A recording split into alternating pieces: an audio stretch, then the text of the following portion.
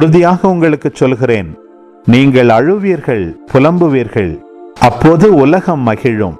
நீங்கள் துயருறுவீர்கள், ஆனால் உங்கள் துயரம் மகிழ்ச்சியாக மாறும். பிள்ளையை பெற்றெடுக்கும் போது தாய் தனக்கு பேறுகாலம் வந்துவிட்டதால் வேதனை அடைகிறார்.